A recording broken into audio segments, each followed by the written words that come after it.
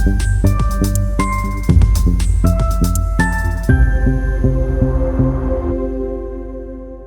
afternoon, everyone.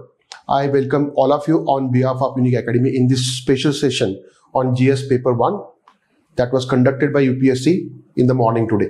Let us try to analyze the questions which appeared this year in 2025 mains GS Paper 1. I would talk briefly about each and every question, what is the expectation, what we are supposed to write, and a session would come later on. It will follow detailed kind of answers to all these questions. Let us discuss all these questions briefly. The first question this year was on Harappan civilization. That means a question came on ancient India, right? The second question was on medieval India, that is on Akbar's religious policy. Third question came on Chandil art form, Chandilas, right? That was on art and culture, sculpture, to be very precise, right?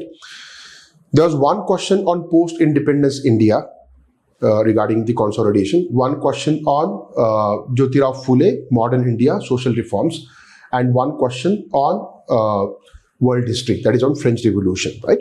So we need to understand the division as such. One question on ancient India, one question on medieval India, one question on early medieval, right? One question on what we can call it 19th century social reforms, one question on post-independence consolidation, and one question on modern world history. Let us talk about the first question.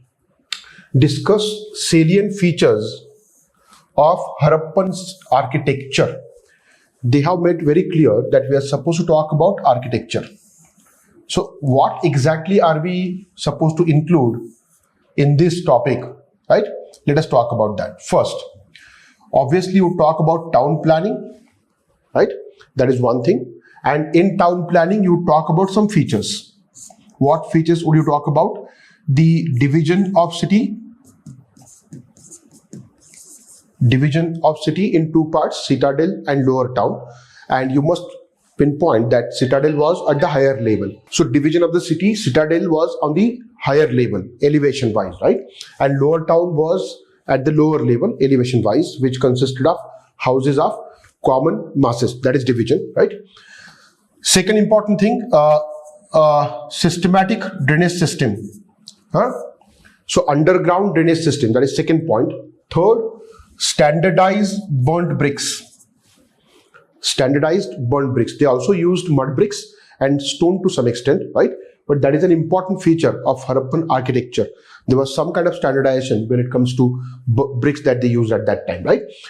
This is the broad kind of understanding. Apart from this, number of other things we can discuss, like what kind of housing structure do we see, right?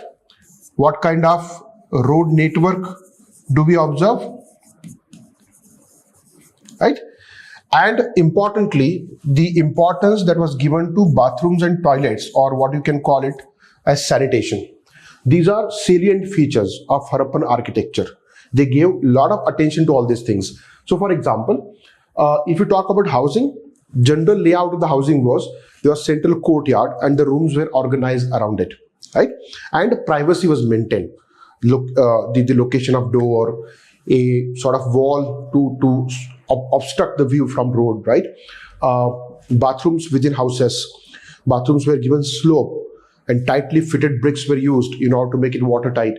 So number of things can be mentioned in housing itself, right? Road network, very important again, approximately meeting at right angles, right? Checkerboard pattern, chessboard pattern was followed in the road construction. And every road, main lane, by lane, had an underground drainage at the center, which was given a slope.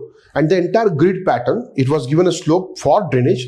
It was taken out of the town and there was sewage treatment plant, right?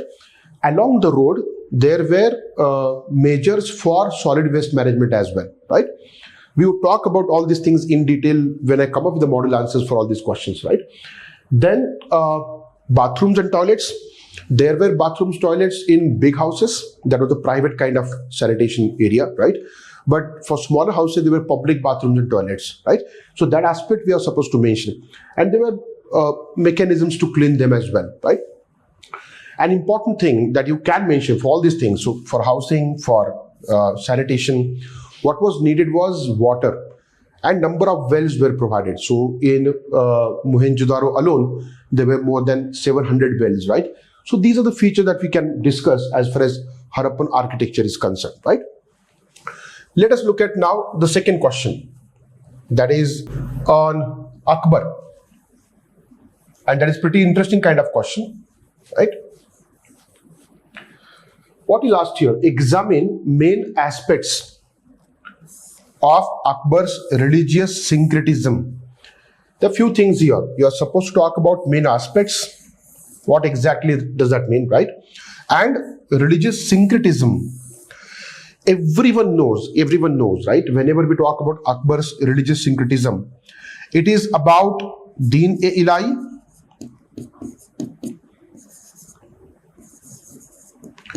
and the basis of Deen-e-Ilahi, that is Sulekul. These are the two terms that Akbar used, right?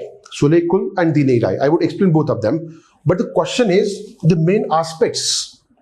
We are supposed to talk about main aspects. What are the aspects of these two things, right? Let us talk about the basis, that is Sulekul. Sula means peace, right? Sulekul, universal peace.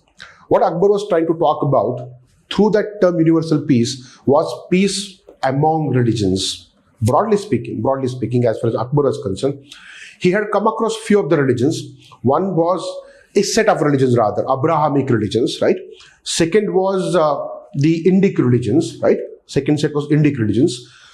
Third, Zoroastrian religion, right? So Abrahamic religions, we know which are those three Abrahamic religions: Judaism, Christianity, and Islam. Indic religions, Hinduism, Buddhism, Jainism primarily, and Sikhism as well, the contemporary religion at that time, which was emerging in a way, right? And Zoroastrian religion. These were the religions, Parsi religion we can call it, right? These were the religions to which Akbar was introduced to during his upbringing years, right? So his development of his religious policy itself was in different stages. But I must tell you a few things. If you only focus on these areas, that is Islam, Christianity, Judaism, Zoroastrian religion, Hinduism, Jainism, Buddhism, that is one aspect of it. But because Akbar belonged to Islam, you also need to talk about different things within Islam. There were three important streams within Islam. When Islam emerged and after a couple of centuries, one was rationalism in Islam, right? The rationalist trend. Second was mystic trend, that is Sufism primarily. And the third was ulemas, orthodox trend, right? What Akbar had to confront primarily was the orthodox trend and the Sufi trend, mystic trend. He in a way amalgamated them. So there was a conflict in the court of Akbar between Sufism and the orthodoxy, because Akbar himself was more leaning towards Sufism, whereas there were orthodox ulemas in the court. So do not forget to mention that as well. What Akbar did, what did he mean by Sulekul was, as I said, peace among religions, right? We are not supposed to have any kind of conflict among ourselves. Ibadat Khana discussions where ample evidence, they give ample evidence to Akbar. There is a lot of conflict among the preachers of the religion, right? That is why he talked about Sulekul. We need to make peace among all of us, right? Then Deen-e-Ilahi, based on that, he came up with his own idea, right, of faith. Whether to call Deen-e-Ilahi religion or not, it's something that is quite debatable. But most of the historians look at Deen-e-Ilahi as a faith that would be sort of a doctrine to unify the empire. That is how J.L. Mehta and different Satish Chandra and different other historians talk about. But I would take it that way, this concept, without giving regard to any kind of controversy, right? Deen-e-Ilahi, right? So Deen-e-Ilahi, the features in Deen-e-Ilahi were borrowed from different religions. Obviously, the basis was Sufi. So the basis was Sufi, right? But it borrowed from Hinduism, it borrowed from Zoroastrian religion, Christianity, and Sikhism. Even Jainism and Buddhism, we must not forget that, right? So Hinduism, Jainism, Buddhism, these three religions in a way imprinted on the mind of Akbar the importance of vegetarianism. So a number of days he in a way prevented meat eating, butchering for that matter of the animals, right? And Akbar gave a lot of importance to sun, right?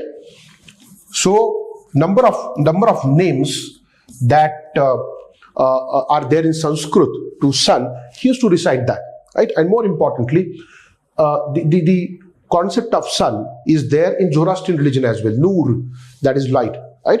So he tried to bring all the religions together and tried to evolve a monotheistic kind of religion, a religion that believes in one God, right?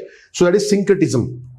He tried to bring aspects of different religions into one concept, and that is called Deen-e-Ilahi, right? This is what you are supposed to discuss as far as second question is concerned, right? Let us talk about the third question now. I would highlight one thing here, which I talk about in classrooms always, that there is a tendency in the market to divide art and culture in sort of blocks. That's not a good approach. We need to understand this. The question is on religious policy of Akbar. That has to be studied properly. NCERT is a very good source, right? Okay, so do not rely on the books in the market only, which try to give you ready-made kind of answers. That is not going to work. So I would repeat that example, which I always repeat in the classrooms. There was a question on Sangam literature where Sangam literature describes socio-economic conditions vividly. So this was the statement and on which you are supposed to comment, right? So any book, art and culture book that is available in the market will talk about what are the books under Sangam literature, right? What is Padinel Kirknakku, what is, for example, earliest Tamil work like Tolkappiyam by Tolkappiyar. So different other books which are there in Sangam literature, they will talk about all those things, subject matter and all that. But what were the socio-economic conditions at that time?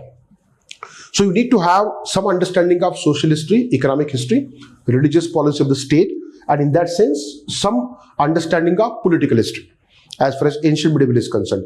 So something that I emphasize always in the classrooms is you must focus on art and culture, but you must not ignore the other aspects of history, that is political, social, economic.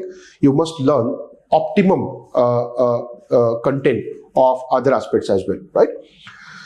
So this is quite straightforward kind of a question. Chandela art form, and what has been highlighted by UPSC is sculpture. So sculptors filled the Chandela art form with resilient vigor and breadth of life. That is very interesting kind of thing, right? Resilient vigor and breadth of life, right? So it is about sculpture. What is being talked about is sculpture, right? And there are some sites which are important, primarily two sites.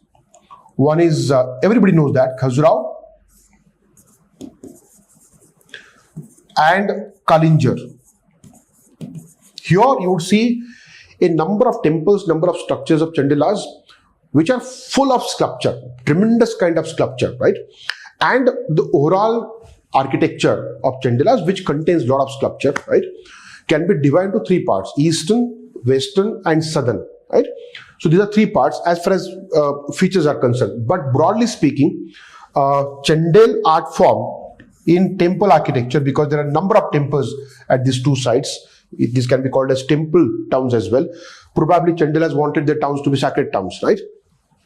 These temples fall in the category of Nagar style of architecture, but Chandel temples, they become a subtype of Nagar style of architecture themselves, right?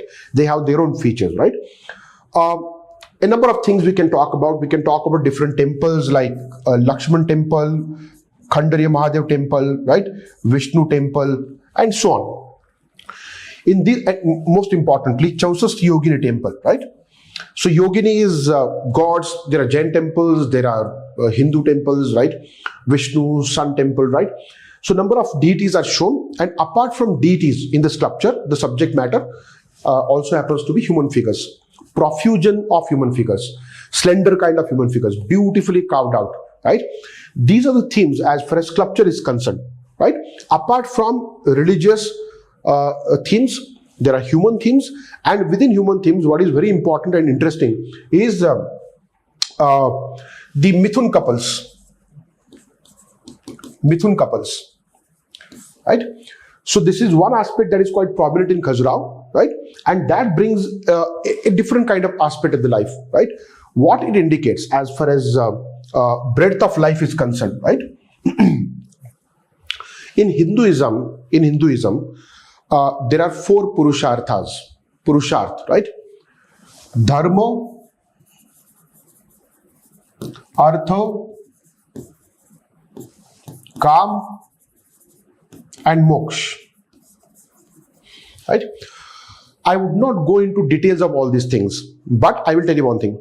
The entire human life revolves around these 4 things and should revolve around these 4 things. That is the Hindu philosophy, right?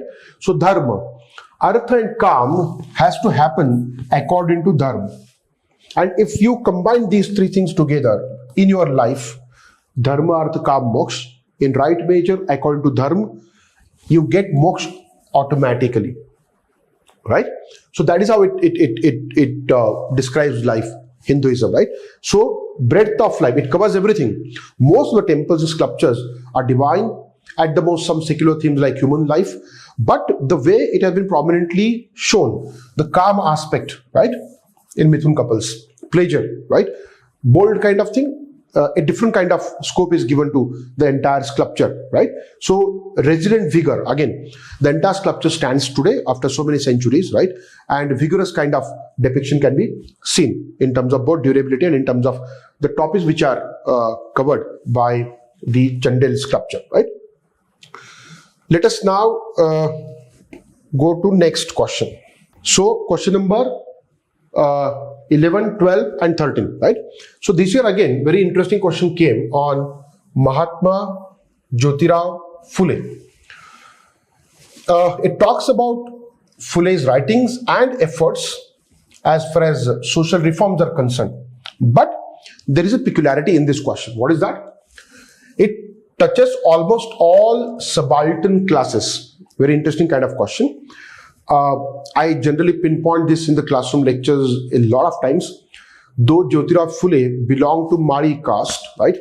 That comes in backward caste, but not in scheduled caste as such. But we need to understand this. Phule, and for that matter, all the reformers at that time, right, did not work for their own caste alone. They did not work for their own caste alone, right? Jyotirao Phule worked for every subaltern class, right? So what do we understand by subaltern classes, right? The classes which are supposed to be, I'm not saying they are at the lower level, which are supposed to be at the lower strata of society. Those which are discriminated against, those who are excluded, right? So marginalized kind of sections, those are called subaltern sections, subaltern classes, right? Who are marginalized? So for example, most of the time society is patriarchal, so women are marginalized. They become subaltern class, right? Farmers are discriminated against, particularly in medieval times, right? Subaltern class. Those who are called low caste, please try to understand this language. Those who are called low caste, they are not low caste.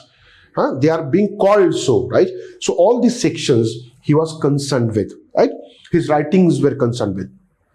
So Jyotirao Phule's writings and efforts of social reforms touched almost all subaltern classes, right? If you talk about writings, he talked about, there is a book called Shetkaracha Asud. Obviously it is in Marathi. Shetkaracha Asud. Asud means whip, right? And Shetkari means peasant, farmer. So it talks about the plight of the farmers.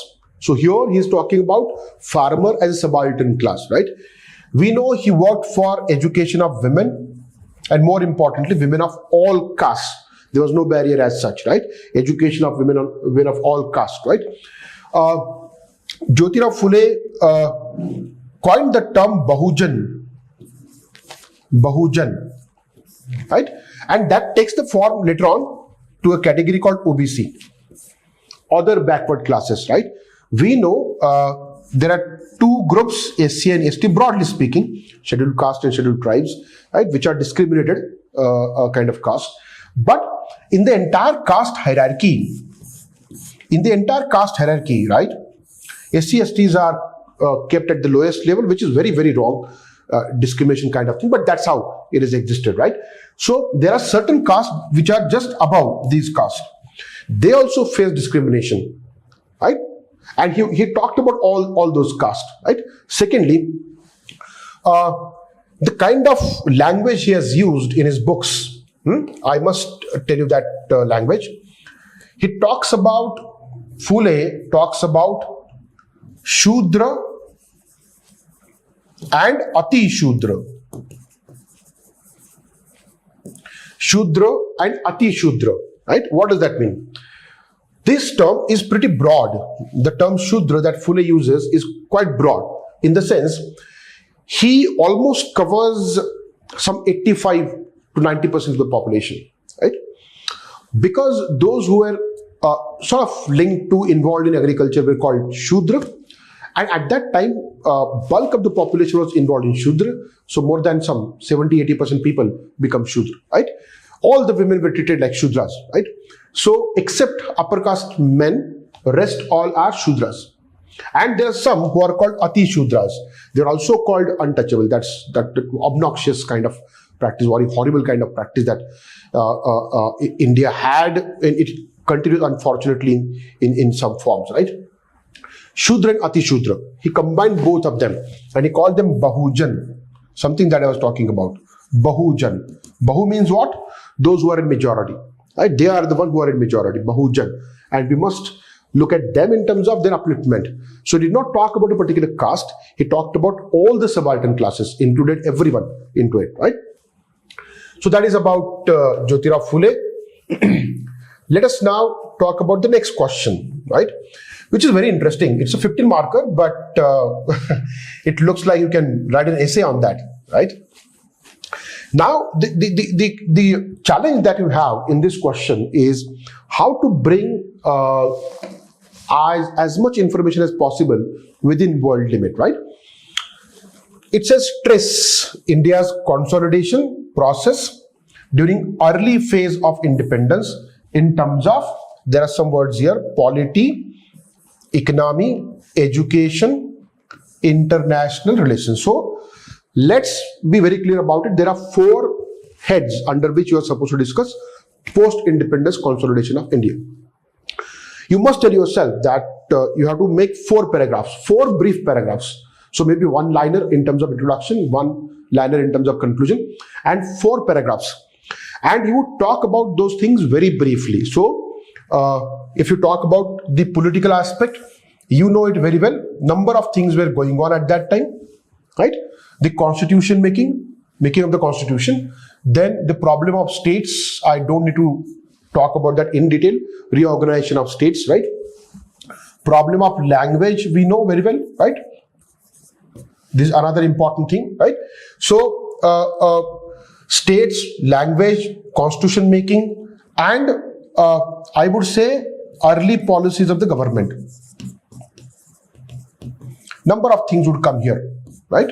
Which includes policies as far as economics is concerned, education, international relations, science and tech, right? Policies regarding education, regarding economy, regarding, I would say, IR, right? So number of things were going on, right? And within education, again, higher education, primary education, secondary education, health policy, right? Industrial policy for that matter. Number of things were going on. So early consolidation. You can talk about atomic department as well. The number of things, but keep it brief. You just briefly mention all these things in 1 paragraph, right? Economy. You talk about 5-year plannings, FYPs, initial FYPs, right? Apart from that, community development programs, etc., right? In terms of education, as I said here, you talk about primary education, secondary education. I think in 2nd or 3rd 5-year plan, these were highlighted, right? And higher education. There was Mudaliar Commission, There was Radhakrishnan Commission as far as education is concerned. You must mention them at least, right? Radhakrishnan Commission was about university education, and Mudaliar Commission was about primary and secondary education, right? Again, IR. Do not go into details of all aspects of Nehruvian foreign policy as such, but briefly, few important things. You can talk about India's non-alignment policy, right? Panchashil, you can talk about. Panchashil, right? You can talk about policy towards neighbors. In one-liners, right? Let me put it this way. In the context of Cold War, the first Prime Minister followed the policy of non-alignment. That's it. Do not explain that, because a number of things are coming. There are 4 paragraphs, right? Then Indian foreign policy was based on 5 principles. Name them. That's it, right? India tried to befriend all the global powers and neighborhood. And Nehru's foreign policy was based on idealism and enlightened self-interest. Right? We tried to cultivate the neighbors. We tried to cultivate the great powers, both US and USSR at that time.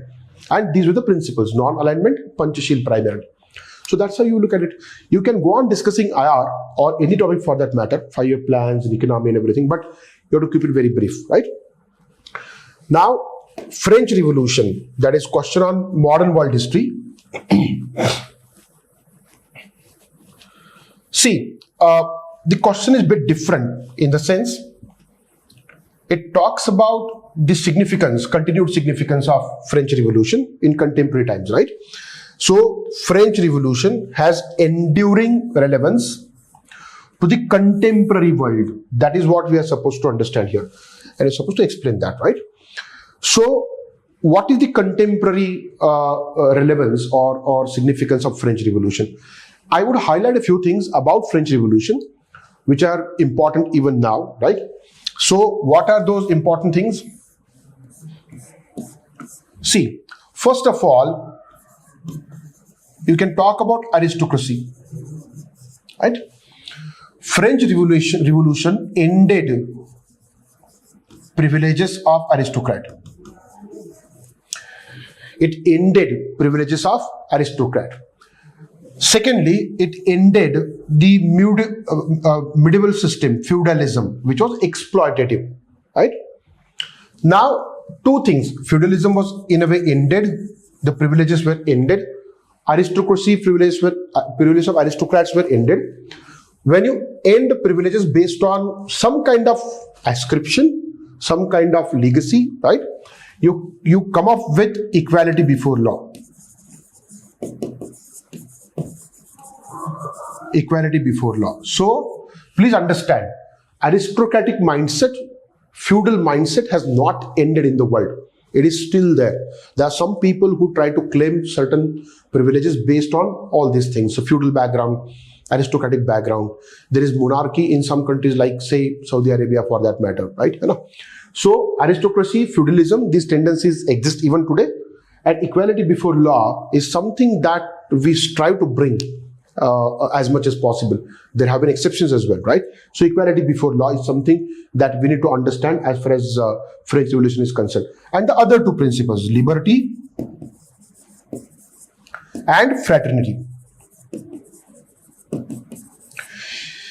I would talk about liberty because what comes out of it is republicanism, a republic kind of a state, right? This is something that is very important, opinion of the people, freedom to the people, right? Which is significant even today. And if we talk about fraternity, don't you think we are living in a world where there's a lot of conflict is going on? The conflicts are interstate conflicts. Those are within state conflicts, intra-state conflicts, right? Communal violence, sectarian violence, ethnic violence. Unless we understand that we belong to a fraternity, human fraternity, right? Unless we respect each other, unless we consider each other equal, right? That entire violence would not stop. And that has to be internalized in each and every one of us. So that is contemporary significance of French Revolution, right? So these are the questions, very interesting question, by the way, this year, which requires some kind of application application of knowledge that you learn from, say, NCERTs and other books, right? So that's it for now. I would come up with detailed model answers and a session on that. Thank you so much.